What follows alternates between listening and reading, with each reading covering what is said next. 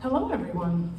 Thanks so much for coming today. I'm really excited to be here with you all, and I know this is a very busy, festive time of year, so I especially appreciate you coming and spending your Saturday with us.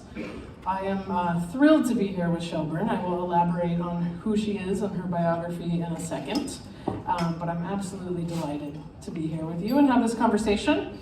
Before I jump in, I just want to say a few thank yous. The first one being to Shellburne for making the trip from Boston. Really excited to have you here in St. Louis for the inaugural release of Analysis. The second thank you is to Left Bank Books and Chris in the back. Thank you so much for partnering with us on this. We really appreciate everything you do here in St. Louis and for artists, and we're super grateful, so thank you. And I meant to snag a copy of that book. If I could grab one at some point, that would be awesome. And then my third thank you is to the Kranzberg Arts Foundation, and especially Nancy and Ken, who are here with us today. Thank you so much. We're so grateful for everything you do and are just thrilled to be here in this beautiful space. So thank you so much for joining us. My name is Jess T Dugan. I think I know most of you, but not all of you. I'm an artist based here in St. Louis. I've been here for about 10 years, and I've known Shellburne for 20 years, which is more than half of my life. Thank you. We met when I was getting my BFA at the Massachusetts College of Art and Design, and Shellburne was teaching there, and then we developed a really deep and meaningful and rich, what other adjectives can I use, friendship over the last 20 years. So this is really, really fun to be here. Shellburne Thurber is an artist based in Cambridge, Massachusetts, who has been exploring the energy of people and spaces for almost 50 years. Her work has been exhibited extensively, both in the United States and internationally, and she is represented by the Krakow-Witkin Gallery in Boston, Massachusetts. Her work is in many museum collections, including the Museum of Fine Arts Boston, the Addison Gallery of American Art, the Worcester Art Museum, and the DeCordova Museum and Sculpture Park, among others. A graduate of the School of the Museum of Fine Arts and Tufts University, Shellburne has taught extensively throughout New England, most recently as visiting professor of photography at the Massachusetts College of Art and Design. Throughout her career, she has received many awards and fellowships, including the notable Radcliffe Fellowship at Harvard University, and was recently awarded a fellowship from the St. Gaudens National Historic Site. I'm thrilled to have Shellburne here with us today for what I'm sure is going to be a very exciting conversation. So Shellburne, if it's okay with you, let's jump in. Well, I also wanted to throw out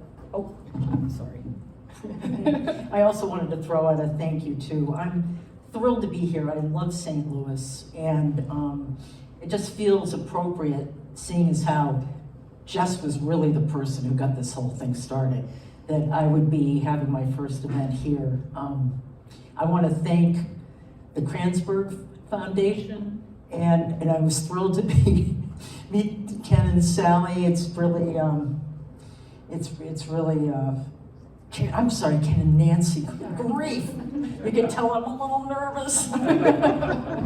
Anyway, and then I wanted to thank Left Bank Books as well, and everyone for coming.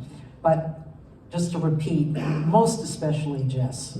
Oh, thank you. Jess was the one who really pushed me to get the book made and the one who organized this event. So, thank you. I had a lot of thoughts. I was about to out you on a few things, but we'll wait. We'll get into the conversation. So just to get started, and the book is here. We'll talk more about the book itself in a little bit. But could you just tell us about Analysis?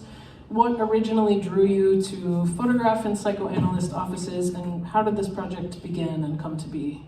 Well, I never intended to. There's kind of a short and a long answer. I have a close friend who's a photographer who's been traveling to and from Buenos Aires quite a bit over the last 30 years photographing the city. And at one point, he asked me if I wanted to come along, and I thought, well, why not? And we were staying with an ex-student of his who was also a close friend, who was living with his mother, who's a psychoanalyst, and his nephew. And we landed in Buenos Aires during soccer season. And I am not a huge, I'm not going to insult anyone here, but I'm not a huge sports fan. And there were two TVs going on in the apartment constantly with these soccer matches on, and it was so noisy. And it was we were there in the spring, which meant it was kind of dark down there by 4, and I had all these books shipped down to read. And there was no place to read, it was so noisy. And finally, Hala said, why don't you just go into my office and read? And I sort of intentionally I didn't feel like I was allowed to go into her office, but I took a big pile of books and I went in there, and as soon as I walked in, I thought, oof, this is kind of an amazing space. It was clearly, there was the chair and the couch, which is an unusual furniture configuration, but apart from that, I was just struck by how kind of quirky the interior was. It was clear that there were a lot of things in it that had been introduced to the space organically. It wasn't like somebody decided, okay, this is how I want my space to look, and that's the way it stayed for the next 20 or 30 years. And then I thought a lot about her patients, and I thought a lot about Hala, and of course Hala fled Germany during the rise of fascism and landed in Buenos Aires, and also experienced the disappearance down in Buenos Aires, and actually her own husband disappeared at one point, which is another kind of longer story. But I had Hala's history there, and then I had all her patients' history, and I just thought, this is just an unbelievable space. And I asked her if I could photograph it, and she said, absolutely, would you like more? I thought, fine. So the next morning when I came down for breakfast, she had a long list of all her friends and their offices. And she said, get your breakfast, the driver will meet you out front in a half an hour, and here's where you're going. She was she was very organized. So that's what happened for the rest of the month I was down there. I just go from office to office, and she had all these friends who allowed me in, which was great. I never really got to talk to any of them. I didn't speak the language, first of all, but they were all very trusting. When they would go off to do their grocery shopping, they just let me in, and one space was more amazing than the next. It was just a very interesting. I just kind of fell into it. But there's sort of a longer history. I had been seeing somebody as a therapist for several years at that point, and he was also an analyst. I wasn't seeing him as an analyst, even though his approach was very analytical. But I realized after the fact that a big reason why I wanted to do this project was because I was so fascinated by our work together, and I didn't really understand it, and it was almost a little bit like trespassing on his turf, and he actually became a big supporter of the work in the project, and somebody that once I brought it to Boston was a terrific person to be able to run all this stuff past. So. Yeah, I love that. That's a beautiful origin story. So I want to situate this body of work more broadly within your practice. And in the introduction to the book, curator Leah Ganjatano writes, Thurber's work elaborates upon a long photographic history, fusing particular formal concerns with an interest in people, their varying abilities to communicate, and the ways in which the constructed environment, homes, motels, offices, can articulate by containing the complexities of the lives that pass through them. The issues most clearly raised by her psychoanalytic interiors and the ideas they evoke, absence, emptiness, the unconscious, the unstable boundaries between self and other, are also subjects of Thurber's work as a whole. So with this sort of sentiment in mind, could you talk about how the analytic work fits into your other bodies of work, and talk a little bit about how you came to be interested in photographing constructed space more broadly?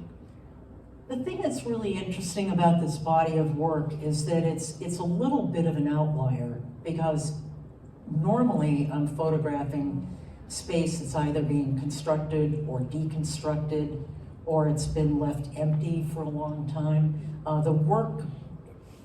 Photographing, my interest in interior space began shortly after my, after my mother died, and my mother grew up in southern Indiana, and I spent a lot of time there myself as a young girl. And after my mother died when we were pretty young, she was 42. And shortly after she died, I started spending a lot of time in southern Indiana. I also had friends in Kentucky, so it was a trip I made a lot. And my grandmother was deeply depressed, with good reason. She had lost most of her family within 3 years. She lost her husband, and then 2 years later lost her daughter, and then a year later lost her son. And she lived in this large Victorian hopper-like house on the top of a hill in the middle of cornfields.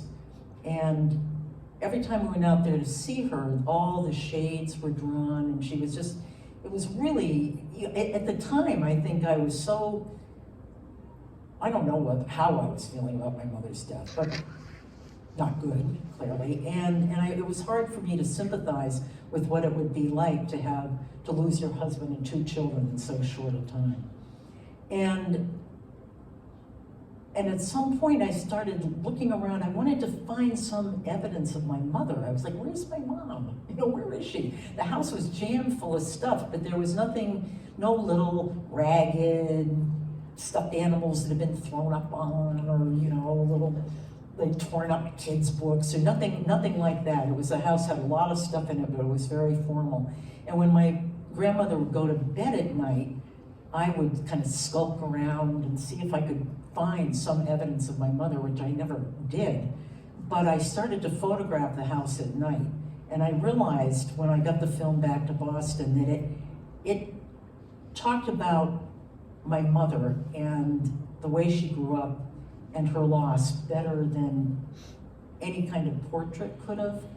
And I got pretty excited. I thought, yeah, this is pretty interesting. Up until that point, and I still do, I was taking portraits, and this was just another kind of portrait. So that's where this began. And then after that, I thought, this is pretty interesting. And I wrote all these preservation organizations up and down the East Coast, asking if I could photograph houses that had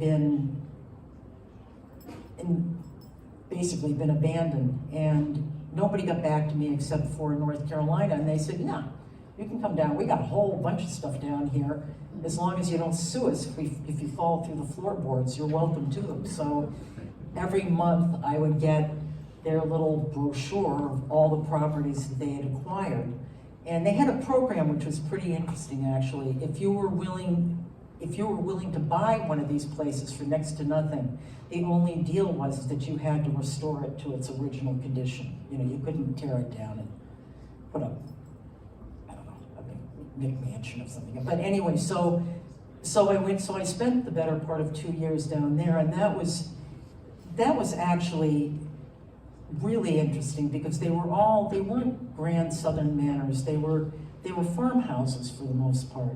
And I started to find myself relating to these homes, like one middle-aged female body to another.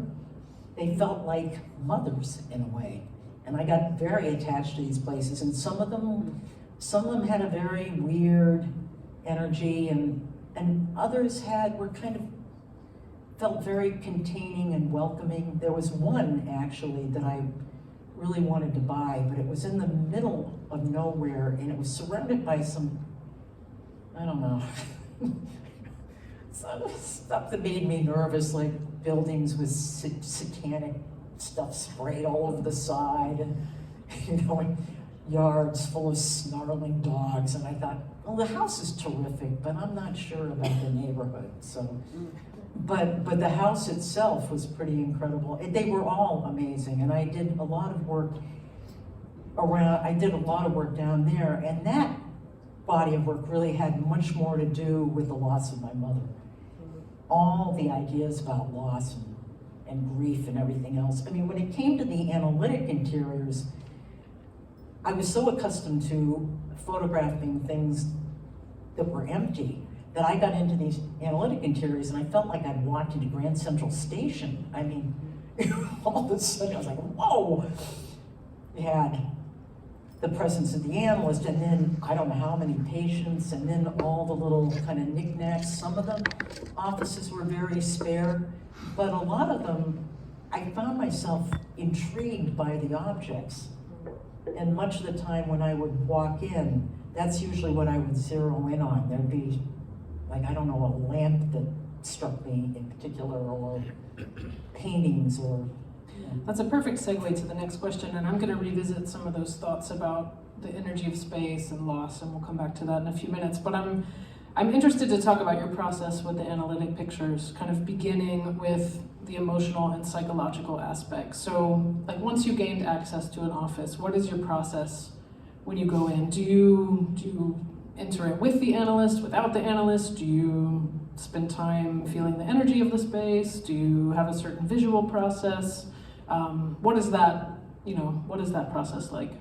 well, I tend to be pretty intuitive, and I got into these things never knowing what I was going to do. But in the beginning, when I was in Buenos Aires, I was left alone.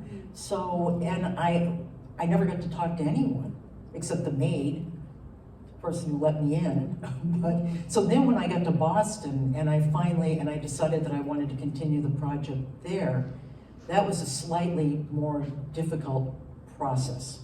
There were 3 analytic organizations, and 2 of them gave me their lists.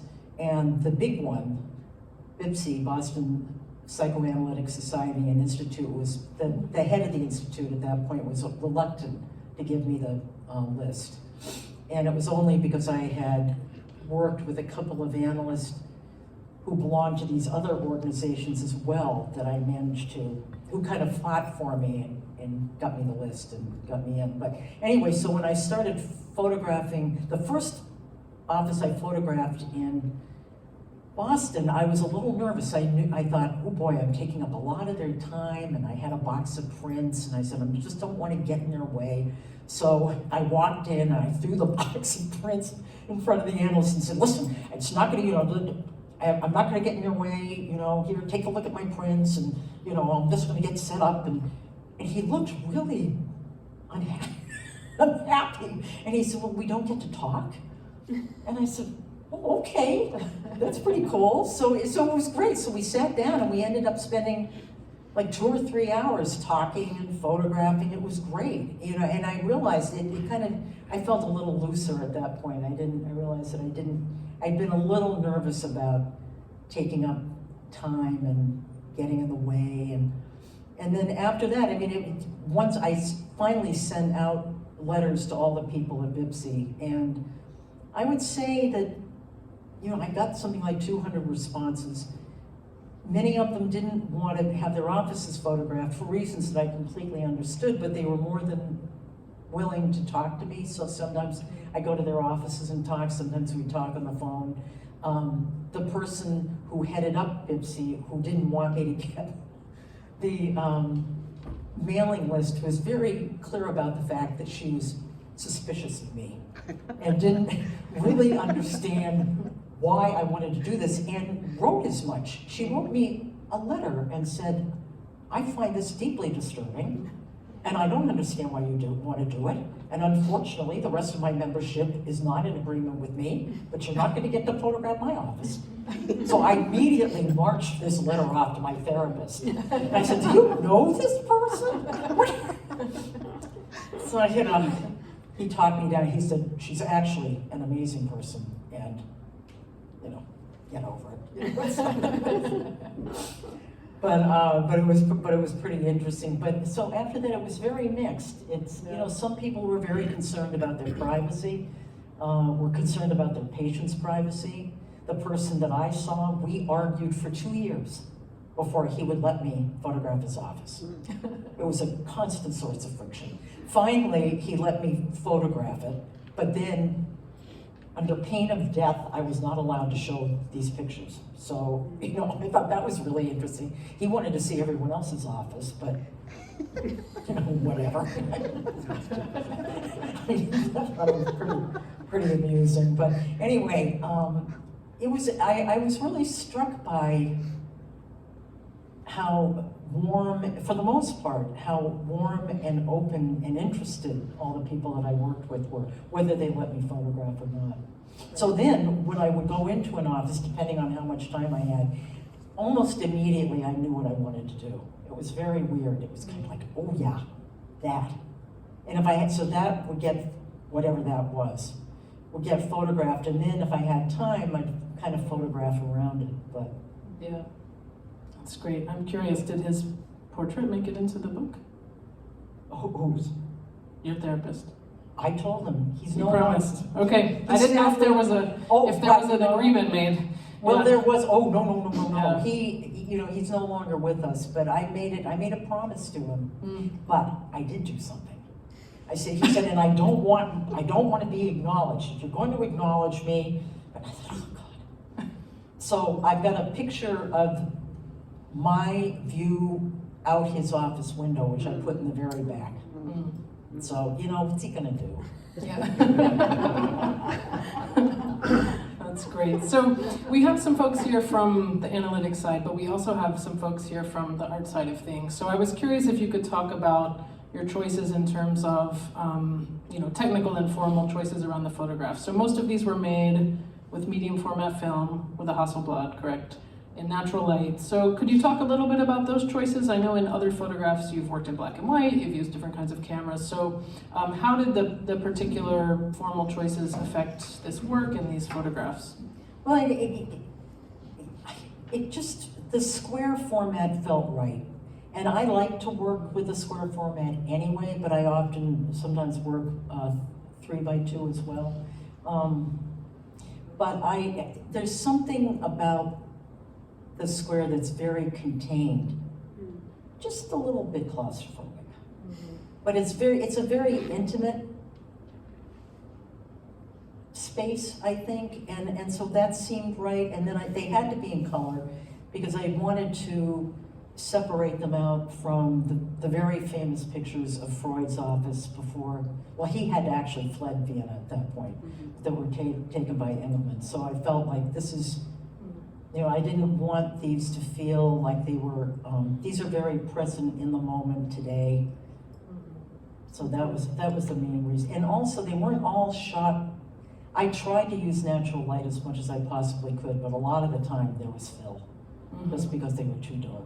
Right. Yeah. Okay. Yeah, that's great. So we're returning a little bit to this idea of the energy of the spaces. I know we've talked a lot over the years about how spaces hold a certain kind of energy and you don't necessarily know what happened there, but sometimes you can feel it. So I'm curious, how much are you thinking about the energy of these spaces? How does this play out in the photographs? And how much of this is kind of your own reaction to that energy? I've thought about that. I think that these are, with all these previous projects, whether it was the abandoned homes or whether it was the Boston Athenaeum being torn down and rebuilt, whether it was the Divoli property being, all these other projects, I got to project myself into them. With this, it was, as I explained before, it was a lot more difficult. So I found myself, there was so much to look at that I found that I was reacting more than anything else. But just before this event began, I was telling a story about, and it'll show up at some point, but there was one office that really gave me the creeps. And it was on the top floor of a Victorian, and it was the only time when I really felt a very strange energy. Otherwise, they felt very kind of active and energetic and kind and containing, and there were some design choices I questioned, like putting a clown picture opposite where the patient was lying. I thought was kind of an odd thing to do, seeing as how some people find clowns scary. I thought that's weird, but apart from that, they felt very friendly. But this one space, it was on the top floor of this Victorian, and there was nothing on the walls, no decoration, no nothing. And the couch was lying under a Palladian window, almost like a sacrificial altar. It was and then the analyst chair was quite far behind, and I shot it from behind so that the chair almost looks like a praying mantis, kind of, or an insect. I mean, and he was really unfriendly, which I didn't understand, because I didn't understand why anyone would get me into their office and then treat me. Right. But that was the only one out of the hundreds, well, not hundreds, but I probably photographed about 150. Out of that was the only one that had a palpable energy that was strange. Otherwise, they felt like a family. I guess that's the best way to put it. Yeah. I felt like I was sort of walking into somebody's family space. Right. Big family. Yeah. Right. So I'm going to return to the topic you brought up of loss a little, the topic you brought up about loss earlier, and talk about that a little bit. And I'm really drawn to this duality around beauty and loss, or around pain and struggle, and then healing and transformation. And I was thinking about how presumably that process happens in these spaces. So could you kind of elaborate on that idea? How much were you thinking about that? How does that kind of process that we know happens, how much did that affect the work? Well, I've thought about that, and like I mentioned before, I think that process became, even though that's that's what these spaces are created to address. I didn't find myself initially dealing with any of my own thoughts about loss and transformation while I was photographing them. It wasn't until afterwards that I realized that, in part, what I was looking for was familial relationship. I was looking for parent. I was so intrigued by the distance between the couch and the chair. How are they close? Are they far away? There's one photograph where the couch is kind of over there, and then the analyst chair is behind a corner. Yeah. And he has two of his wife's paintings right on the little wall next to his chair. And I thought, oof, first of all, how can you even hear your patient? You're so far away. And I found that I would find myself viscerally reacting to that relationship. And sometimes I felt it was too close. Sometimes I felt it was just right. So that, I got very, it's something I would run through with my therapist. I'd say, okay, so he'd ask me, okay, so who did you photograph today? And I'm like, well, boy, this person, but they got terrible taste in paint. But, so we'd kind of talk about this stuff a lot. And I was often, a couple of people actually offered me a free analysis, which I thought was pretty amusing. And Dr. B would get somewhat, I think, protective. He'd say, you would never want to do that. Okay, I wasn't thinking of it. But it got to be kind of a very Woody Allen-like. But I'm reminded of a story. I never did end up photographing their offices, but I met with two analysts down in New Haven, and the three of us had lunch, and they told me a very interesting story. And they said that they had one patient who had originally gone to one, thinking that she was going to work with her. But then when she stretched out up on the couch, it was so soft and so enveloping that it completely freaked her out. She felt like she was being swallowed up by her suffocating mother. So she ended up going to this person's friend who had a couch that was much less that way. And I thought, wow. And they do. The thing that's so fascinating about these spaces is that so much gets projected onto them. And I knew this from my own, being very sensitive to space. I was very sensitive to my person's space. If a light bulb had changed and it was slightly softer than it had been, I noticed it. Every little thing got noticed. When he brought in a new couch, I hated the couch. I wasn't even on the couch. But he changed the room without asking me. It was all very, very interesting. But yeah, so I think that it was only in retrospect that I realized that what I was trying to figure out was my own family relationships by looking at these relationships as they played out in the furniture and the spaces.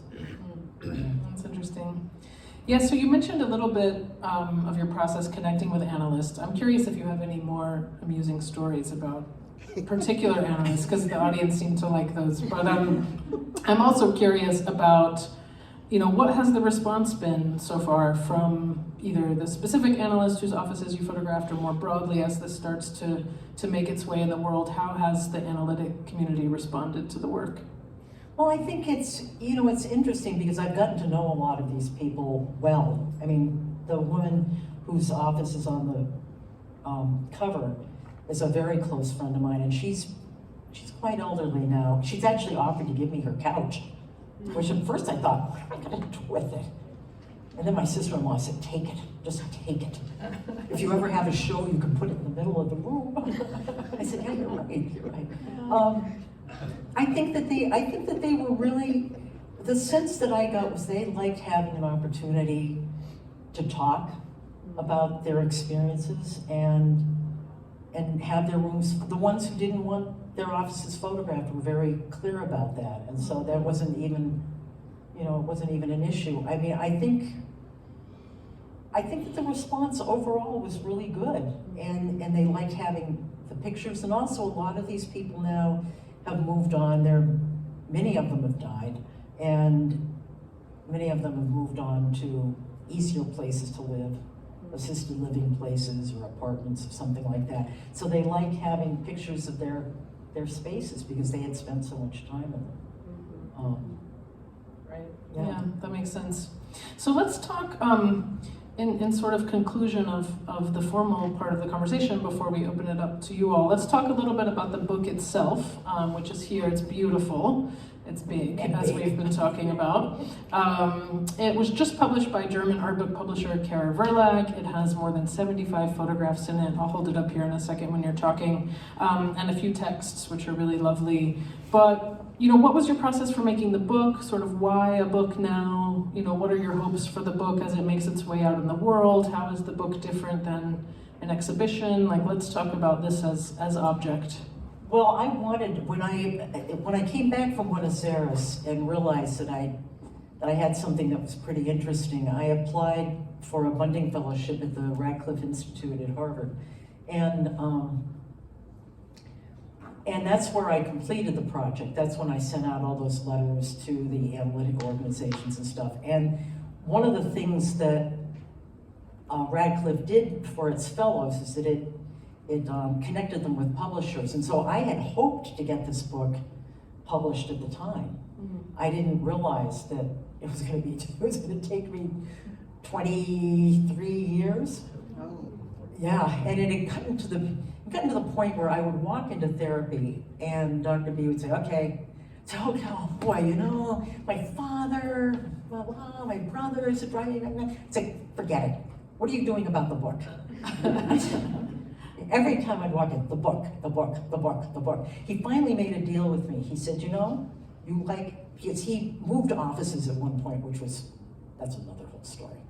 And in the process, had gotten rid of the 2 chairs that we sat in. They were identical, burnt orange chairs. They were really ratty looking, but I loved them. They were spun around and they were really comfortable. And we each had the same chair. When he moved into the new office, which I initially hated and let him know about, he tried to tell me I was the only one who disliked his new office. I don't buy it. He had gotten rid of the beloved burnt orange chairs, and he had a really comfortable big chair, leather chair, and then I had this thing that didn't have arms, and it was really, I hated the chair. It was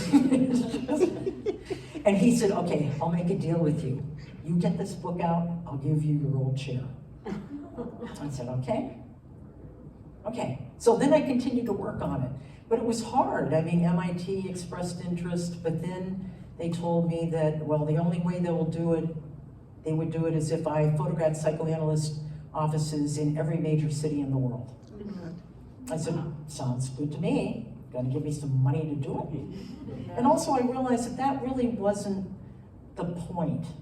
You know, I had already said what I needed to say with what I had gotten in Buenos Aires and Boston. And I think as far as what I hope for the book, I hope it gets out there. You know, I hope people look at it. I think, at least according to all my psychoanalytic friends, and there's some people here I know who are analysts, it's good.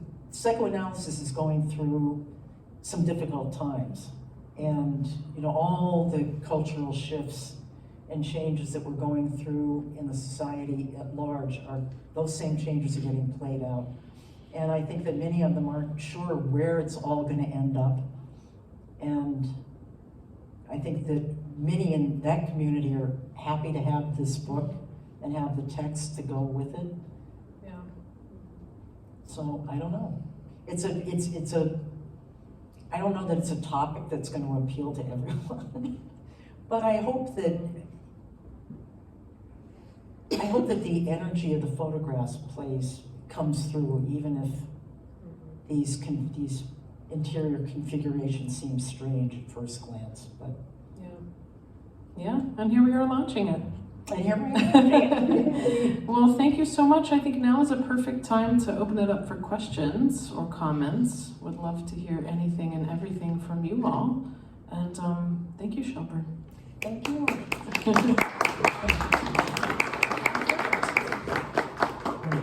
have a question. Yeah, Vanessa. I'll always have questions. My first question, coming as a photographer into this, did you ever move anything to create a better balance or something that was like on that side of the room that you thought was essential to the space? No, I never did, because it would have been, where do you stop? That's the problem. Where do you stop? And also, it wouldn't have been that person's office anymore. It would have been me imposing I think it just, no, I never did. Now, that's having been said, maybe I would move a piece of furniture an inch, something like that, if I had like a table leg right in the corner, you know, I might, but never moved any objects around or anything like that. I think because when I came in and saw something that I wanted to photograph it just because of the way it was. And also, I mean, once you start redecorating, there's no end. I did notice there were a lot of Kleenex boxes, as there likely would be, but almost everyone has a configuration with like a Kleenex box in there somewhere. And I thought if over time you were like seeing that, it was like an element you wanted to keep adding. Yeah, no, I think I sort of thought, well, if there isn't a Kleenex box, that's pretty interesting too. So we'll just leave it just as it is. I mean, some of these offices were Jungian offices. I remember saying to one of my favorite analysts who's no longer around, and I had originally titled some of them Jungian office, you know. And he said, why are you doing that? He said, you're not saying Freudian office or Kleinian office, or, he said, no. I said, okay, you're right. And so they wouldn't have, well, they might have tissue boxes, but you know, they would look more like maybe a conventional therapeutic office. They wouldn't have the couch chair configuration, but no. You have a second part of the question? Well, I had another question. Okay, go let's for go. it. Yeah. Culturally, since you had two very specific different locations, sounds like, culturally, did you feel like a major shift between those two places when you were photographing them? Like, you know, did the Boston ones or the Massachusetts ones feel really like different from the Buenos Aires ones? Well, you know, it's interesting, no. I mean, the thing about, you can tell most of the Buenos Aires ones, and this wasn't always true, but many of the ones in Buenos Aires have very high ceilings, like 12, 13 foot ceilings. And I didn't run into too many of those here, unless there were a couple in the Back Bay part of Boston where those townhouses are, you know, they're old and they have, the first floors have very high ceilings, but other than that, no, there really wasn't. Sometimes I get people to tell me if they could figure out where these offices were. Now, the ones in the basement, I never photographed any in the basement of Buenos Aires. There were a lot of analysts in the Boston area who had their offices in the basement. So those are always Boston. But the only, yeah, that's, I really couldn't tell because there was the ubiquitous Oriental rug, you know, either on the wall or, you know, well, that's you know, and those were, you'd see a lot of rugs in both places. There were lots of statues in both, maybe more in Buenos Aires. I don't know. There really wasn't a huge difference except for the ones that were clearly shot in offices with high ceilings. Mm-hmm. Yeah. And the majority were in homes? Were any not in homes? Well, no, that's, yeah, mostly in Buenos Aires, most of them were in homes. And in Boston, I would say half and half. Okay. Yeah. Yeah. Yes, Chris. Thank you for this. I don't exactly know how to frame this question, or two questions, but I noticed, like, I think almost every picture, at least in the slideshow, they're white or nearly white walls. But there's a lot of variation of decor, and that, for my question, like, I always think that an empty chair in a setting is just like this story that's waiting for you to pour yourself into it. And so, you know, each picture kind of has this like sense of something starting for me. But did you ever get, like, I don't know whose offices these are, but another feeling is like, what is it about this person engendering? Like, could you tell at all kind of who this person was in terms of the psychoanalysts and their gender identity, like, from how they make their office? Well, yeah, it's an interesting question. I mean, there was one that I saw pass through. Okay, that's Buenos Aires, for example. Those ceilings are very high. Well, I kind of had a tip-off because I would meet all these people first. But there were some that were clearly, there's one in an analyst basement that's all in pink and has a little papier-mâché Chanel bottle on the shelf. Chances are a woman, you know, I mean, apart from that, I think it would be, it's a hard question to answer. I think, yeah, but I don't. It's just kind of like, what is the personality of this person who spent their whole day in that space, who Yeah. very intentionally created it? And it's just also, yeah, white walls across the board. So. Well, it does. I think it was interesting to talk to many of these analysts about, because I asked them about the objects in their spaces, and some of them were very clear. Some of them would take presents from their patients and they would land in the offices, but they all had, but that was always a big deal, whether they would take something from a patient and then place it in the office. Hala, the woman that I stayed with in Buenos Aires, she had her whole life story out on the shelves for everyone to see. She had pictures of her kids and her husband and the whole 9 yards. I mean, that was actually pretty unusual. I rarely saw any evidence of the analyst's private life in the office. It was played out in the objects. You knew that these objects had been placed intentionally and that they clearly had meaning. I never got the sense that anything was placed in these offices just, oh, I saw this in Target. I think I'll put this in my office, you know. I mean, I don't know whether that's really answering your question. It's a pretty amorphous question. Yeah, it's scary. We're just sort of, I was running along the same lines as Chris. I guess I'm just curious if you had any sense, I guess for me, I have a sense of being in a queer space. Right, oh, I see, okay. And given how long you've spent on this project and given how late psychoanalysis was to allowing queer people to Right. train, because psychoanalysis didn't allow queer people to train until the 90s. Why, is that true? Psychoanalysis United was the States. last group to declassify homosexuality as an illness, and The they didn't do so 90s. until the 90s. Yeah. So I'm assuming that most of these spaces were at least people who, when they went through training, were identifying as heterosexual, whether they were or not. But I guess I'm wondering if you had any sense of that as you went through these spaces, because they seem very straight in some ways. In Well, terms I of think- at least the pictures we're able to see.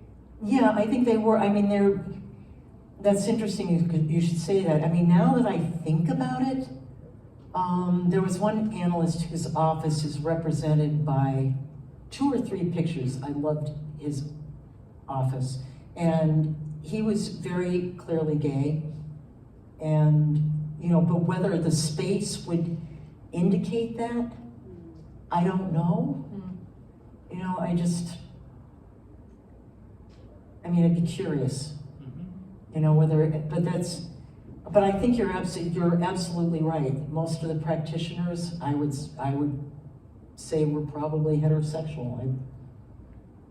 And because a lot of them were older too, which doesn't mean, now that's not true. There was one gentleman whose his space didn't end up in the book because I just couldn't get the right picture of it, but I actually spent a lot of time with him, and we ended up kind of going out to lunch a couple times. And the thing that's interesting is he was definitely, I think he would identify probably as gay, not queer. And he was older, and I don't know how he managed. Undercover. Oh, yeah. Maybe undercover. That's right. That's how they did it. Yeah. Even though I always got the sense that everyone in the community knew what his sexual orientation was. So, yeah. No, it's an interesting. It's really interesting, because it'd be interesting to go back to this project now. Right. Very different. Yeah, I think it would be. Yeah. Yeah. That was actually going to be one of my other questions, was you kind of implied that you weren't going to photograph these anymore, or like you weren't continuing the project.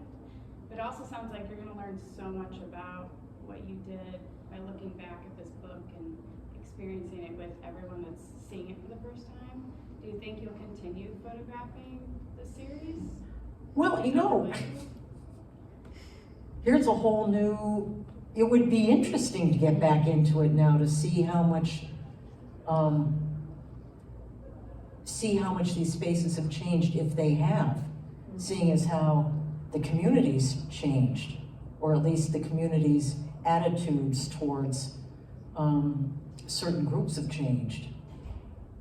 I don't know. There were all these people in Chicago who were ready and waiting to have their offices photographed. And then I got off and running on something else. I'd been working on this for 2 years, and then I think I just I don't know whether I can get out to Chicago. But, and of course now, I'm not sure that many of these people would still be around, but I might, if I've still got the steam. I mean, I'm still fascinated by it.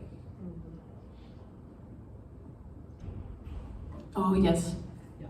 Zach, yeah, okay, I can't see, there's a light behind you, sorry. Talk a little bit about your editing process, because, I mean, with a long-form project like this, I'm sure you've had, as you kind of mentioned, many pictures that didn't make the book, many interiors that didn't make the book. Can you talk a little bit about how you went through that process?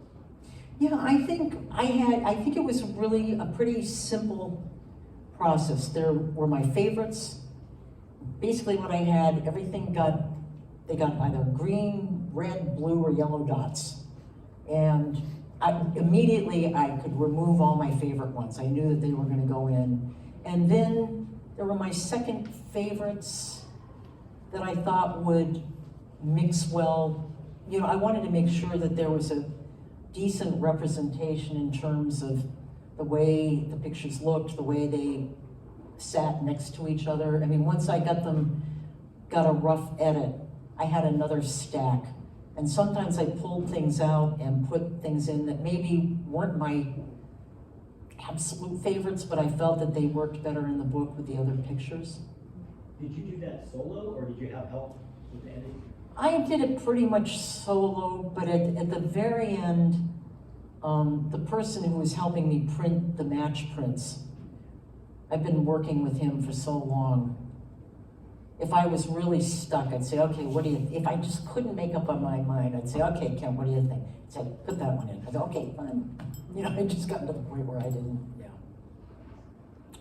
want to think about it anymore. And I trusted him, so.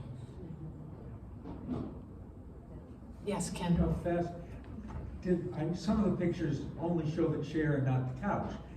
Two things, did they all have couches? And were the chairs always in the same relationship, pretty much in the same relationship to the couch, or was it all over the lot? They were almost always in the same, they were always behind the couch, but the proximity to the couch changed. And sometimes I just really liked the chairs. Now, if they were Jungians, they didn't have couches. So then I'd end up photographing the chairs. But sometimes some of my favorites are just the analyst chair. And there's one that I really love. It's a kind of a soft green chair, and he's got all his stuff around it. You know, he's got stacks of books and this and that. You can tell that he lives in that chair. And so the chair itself became kind of freighted and kind of energetic and charged. So I didn't want, there were several where I just had the chair, and I didn't want to introduce the chair and the couch. And I think in that respect, I wanted to talk about maybe the analyst more, or I just felt that there was something more interesting going on with just the chair on its own. Other questions? I think I can see everyone. Yeah, Zach. One more, I guess. So you talked a little bit about how this was a long time coming. This took many years to come to fruition. Can you speak a little bit about your motivation? What kept you motivated and determined to get this published? Well, I had Dr. B hammering at me. And then, weirdly, sadly, he died. And then, oddly, I think he flew down and got into Jess's ear. Because then I would be talking to Jess, and Jess would say, what about the book? What about the book? Whoa! So it was really my dearly missed Dr. B and Jess, who really, because in the meantime, I mean, I'd kind of given up when MIT danced with me for a while, and there were a couple of other people that were interested, and then they dropped the ball, and I just thought, well, then I got attracted by another shiny object. It was just like, I want to go photograph this now. I can't deal with this anymore. So I think I had always thought that I wanted to do it, but I had kind of gotten to the point where I didn't know how to approach it. I felt like I had approached it the best way I could and nothing happened. So I hadn't quite figured it out. And then I mean it, this book wouldn't have happened without Jess. Because Jess went to their publisher and said, you know, I got a friend who's got this book, and I think you might be interested. And